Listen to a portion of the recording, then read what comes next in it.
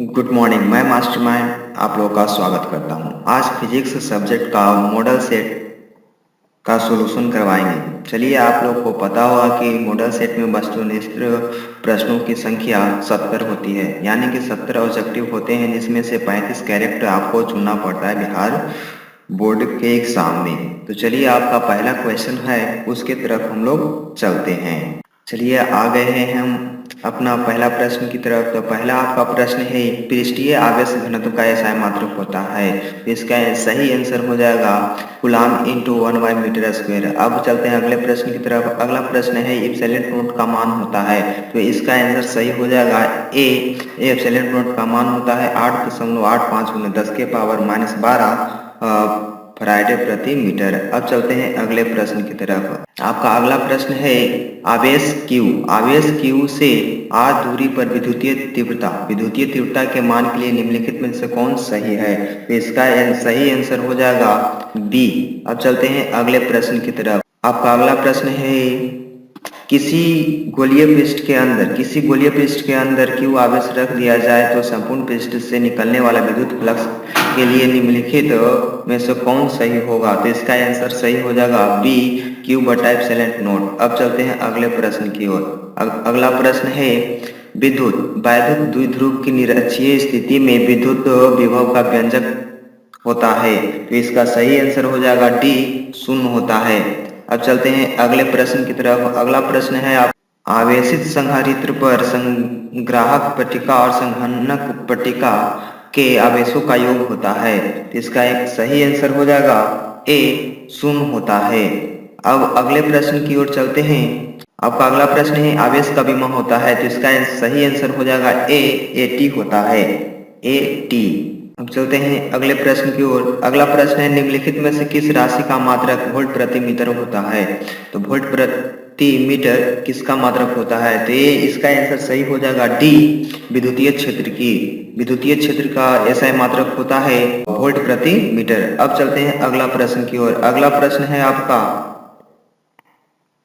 प्रश्न है, आपेक्षिक परावैद्युता का मात्रक होता है। आपेक्षिक परावैद्युता का मात्रक होता है। इसका सही आंसर हो जाएगा डी, इनमें से कोई नहीं। अब चलते हैं अगले प्रश्न की ओर।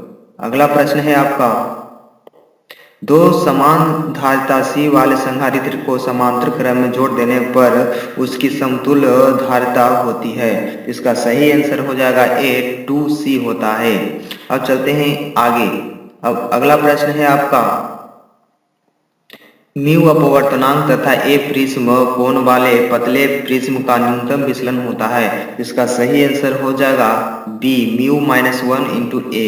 अब चलते हैं अगले प्रश्न की तरफ। अगला प्रश्न है, सूर्य के प्रकाश का वर्ण विक्षेपण होता है। सूर्य के प्रकाश का वर्ण विक्षेपण होता है, यानी कि सूर्य के प्रकाश का वर्ण विक्षेपण होता है तो कैसा प्राप्त होता है? तो सतत प्राप्त होता है। अब चलते हैं अगले प्रश्न की ओर। अगला प्रश्न है,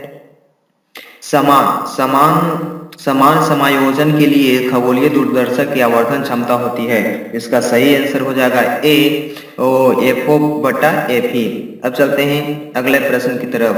अगला प्रश्न है आपका, निम्नलिखित में से किस का अपवर्तनांक सबसे अधिक होता है? जी हाँ, निम्नलिखित में से किसका अपवर्तनांक सबसे अधिक होता है? कांच, पानी, लोहा, हीरा।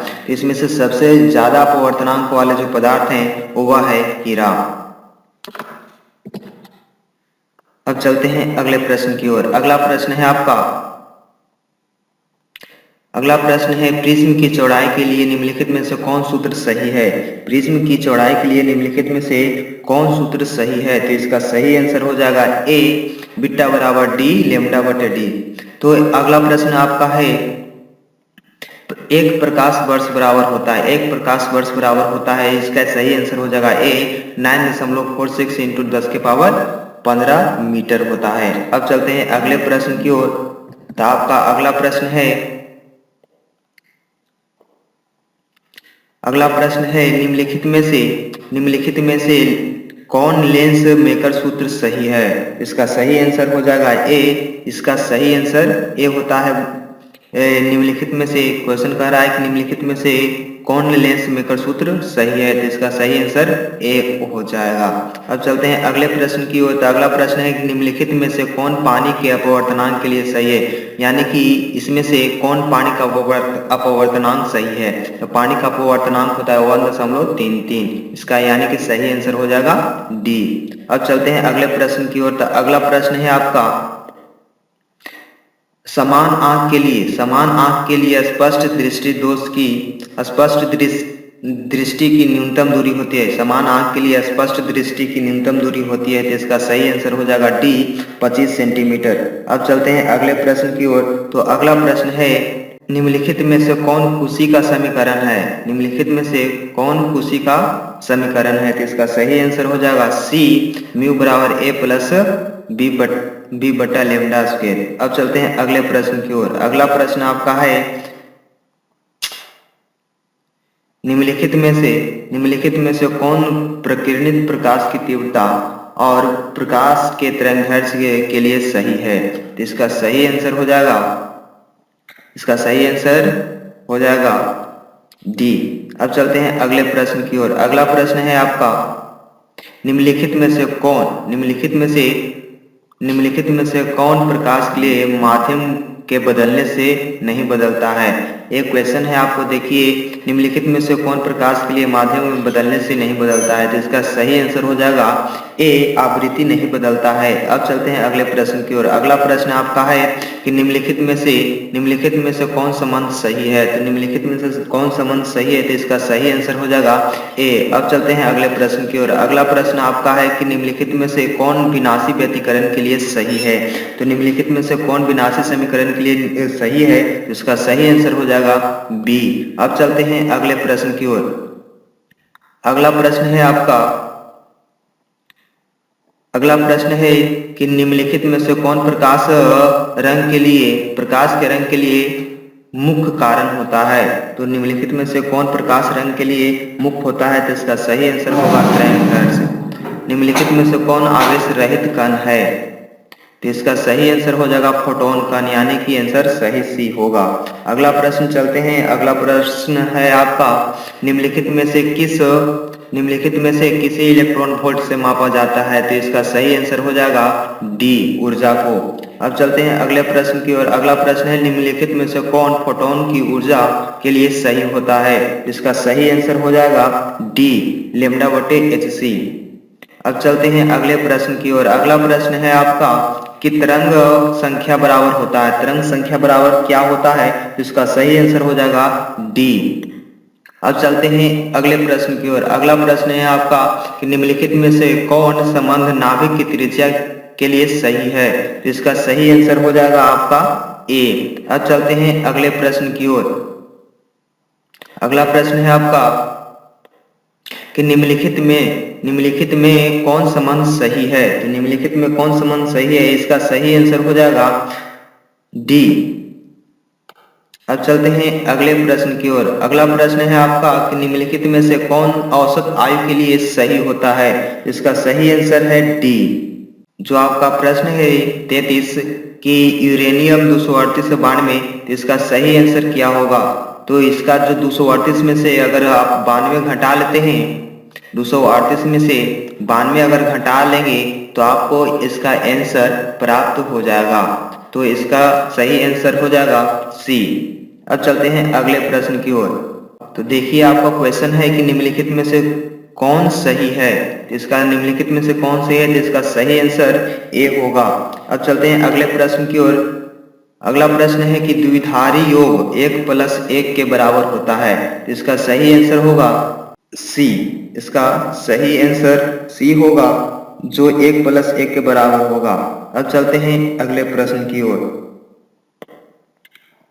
अगला प्रश्न है आपका, अगला प्रश्न है और गेट के लिए बुलियन व्यंजक होता है, तो इसका सही आंसर डी होगा। तो इसका और गेट का जो बुलियन व्यंजक होता है ए प्लस बी बराबर बाई होता है, यानी कि यहाँ पर सी दिया हुआ, कोई दिक्कत की बात नहीं, यहाँ बाई हो सकता है, तो इसका आंसर सही डी होगा। अब चलते हैं अगले प्रश्न की ओर। तो अगला प्रश्न है आपका कि चुंबकीय आघूर्ण का मात्रक होता है। चुंबकीय आघूर्ण का मात्रक होता है, इसका सही आंसर हो जाएगा ए। अब चलते हैं चुंबकशीलता। अगला प्रश्न है चुंबकशीलता होता है, इसका सही आंसर हो जाएगा ए म्यू बराबर बी बटा एच। अब चलते हैं अगले क्वेश्चन की तरफ। अगला क्वेश्चन है निम्नलिखित में नमन कोण के लिए कौन सही है। इसका सही आंसर हो जाएगा, इसका सही आंसर ए होगा। अगला प्रश्न है कि पृथ्वी के चुंबकीय ध्रुव पर नमन कोण का मान होता है। तो ये आपका प्रश्न है कि पृथ्वी पर चुंबकीय ध्रुव पर नमन कोण का मान कितना होता है। तो पृथ्वी पर जो भी नमन कोण का मान होता है उसका 90 डिग्री का कोण बनता है, यानी कि नमन कोण का मान 90 डिग्री होगा। अब चलते हैं अगले प्रश्न की ओर। अगला प्रश्न है आपका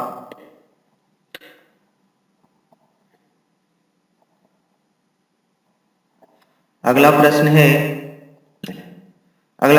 चुंबक की ज्यामितीय लंबाई तथा चुंबकीय लंबाई में संबंध होता है। तो एक क्वेश्चन है आपका कि चुंबक की ज्यामितीय लंबाई तथा चुंबकीय लंबाई में संबंध होता है। इसका सही आंसर ए होगा, इसका सही आंसर ए होगा। अब चलते हैं अगले क्वेश्चन की तरफ। अगला क्वेश्चन है कि निर्वात की चुंबकशीलता होती है। इसका सही आंसर ए होगा। अब बढ़ते हैं अगले प्रश्न की ओर। अगला प्रश्न है आपका कि निर्वात में चुंबकीय प्रवृत्ति होती है। तो इसका सही आंसर हो जाएगा सी अनंत। अब चलते हैं अगले प्रश्न की ओर। अगला प्रश्न है निर्वात में चुंबकीय तरंग का चाल होता है। इसका सही आंसर हो जाएगा, क्वेश्चन है आपका कि निर्वात में विद्युत चुंबकीय तरंग का चाल होता है। तो इसका सही आंसर हो जाएगा ए। अब चलते हैं अगले प्रश्न की ओर। अगला प्रश्न है आपका कि एक्स किरणों के तरंग का मान होता है। एक्स किरणों का तरंग का मान होता है, आप लोग को सभी को पता होगा कि एक्स किरण के तरंग का मान होता है 10⁻⁷ मीटर। अब चलते हैं अगले प्रश्न की ओर। अगला प्रश्न है आपका विद्युत चुंबकीय तरंग के संचरण की दिशा होती है।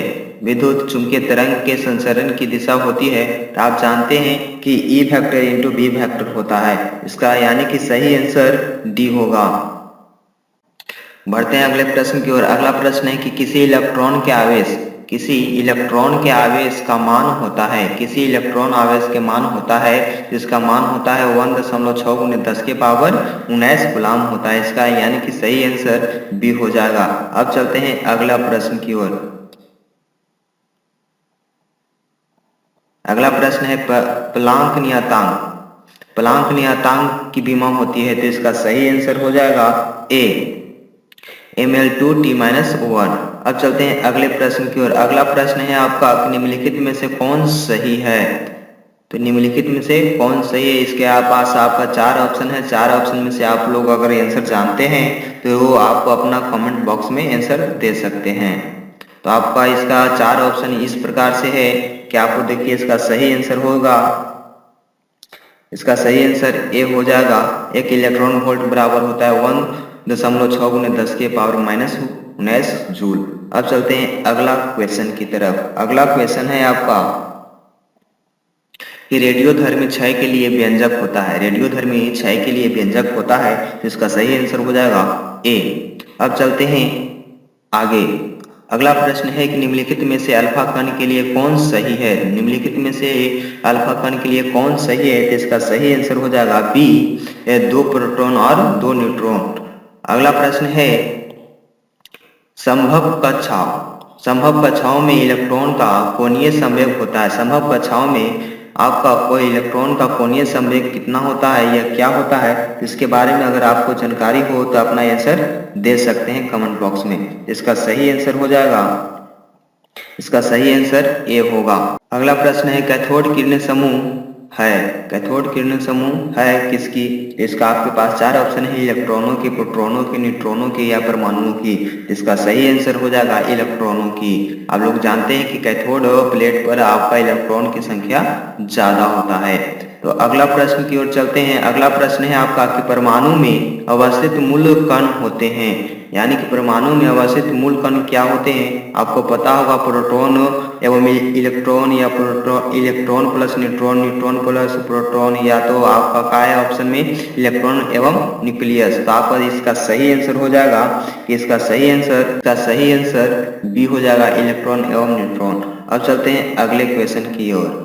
आपका अगला प्रश्न है निम्नलिखित में से कौन किरचॉफ के प्रथम नियम में संरक्षित रहता है? तो इसका सही आंसर हो जाएगा प्रथम नियम में कौन संरक्षित रहता है? तो इसका सही आंसर बी हो जाएगा, आवेश संरक्षित रहता है। अब चलते हैं अगले प्रश्न की ओर। अगला प्रश्न है आपका कि आर त्रिज्या वाले वृत्ताकार कुंडली के केंद्र पर आई धारा बहने के कारण चुंबकीय बल और क्षेत्र होता है। तो इसका सही आंसर हो जाएगा ए। अब चलते हैं अगले प्रश्न की ओर। अगला प्रश्न है निम्नलिखित में से कौन सही है?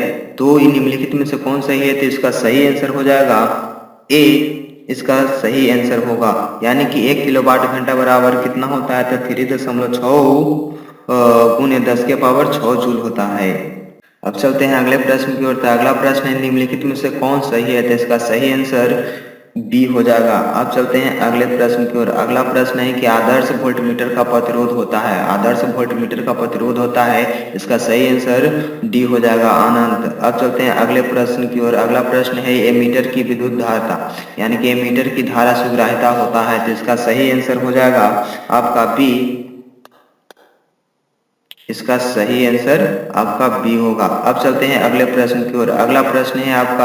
अगला क्वेश्चन है 61 नंबर क्वेश्चन में कह रहा है, देखिए अगर हमसे क्वेश्चन एकदम भिविया क्वेश्चन है कि स्वप्रेरक का ऐसा मात्रक होता है। तो इसका सही आंसर हो जाएगा डी, हेनरी होता है। अब चलते हैं अगले प्रश्न की ओर। अगला प्रश्न है आपका कि निम्नलिखित में प्रत्यावर्ती धारा के लिए कौन सही है? तो निम्नलिखित में से आपका प्रत्यावर्ती धारा के लिए कौन सही है? तो इसका सही आंसर ए हो जाएगा। अब चलते हैं अगले क्वेश्चन की तरफ। अगला क्वेश्चन है कि निम्नलिखित में प्रेरणिक प्रतिघात के लिए कौन सही है? निम्नलिखित में से प्रेरणिक प्रतिघात के लिए कौन सही है? तो इसका सही आंसर हो जाएगा ए।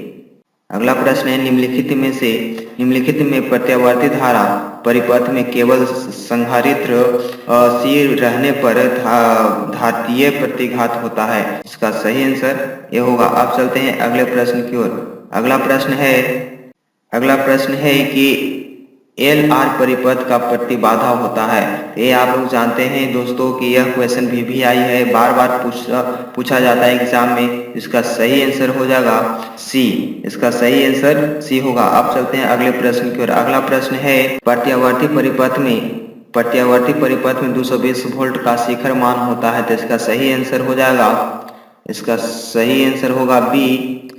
इसका सही आंसर बी होगा, 220√2 भी। अगला प्रश्न की ओर चलते हैं। अगला प्रश्न है आपका धारावाही प्रेरित्र में चुंबकीय ऊर्जा होता है। इसका सही आंसर हो जाएगा बी।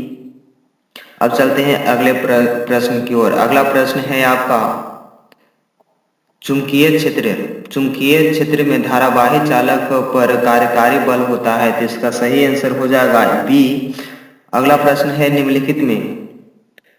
निम्नलिखित में कौन व्यंजक विद्युत शक्ति के लिए सही है? तो इसका सही आंसर सी होगा, P बराबर V²/R। अगला प्रश्न है मानव नेत्र की भेदन क्षमता होती है मिनट में ही। बताना है कि मानव नेत्र की भेदन क्षमता होती है। इसका सही आंसर होगा 1/60। चलिए दोस्तों, इस वीडियो में इतना ही। ये आपका 70 प्रश्नों का सॉल्यूशन करा दिए हैं। अब अगले वीडियो में आपको बतलाएंगे कि क्या क्वेश्चन, या तो अगले मॉडल सेट के बारे में भी हम सॉल्यूशन करेंगे ऑब्जेक्टिव का।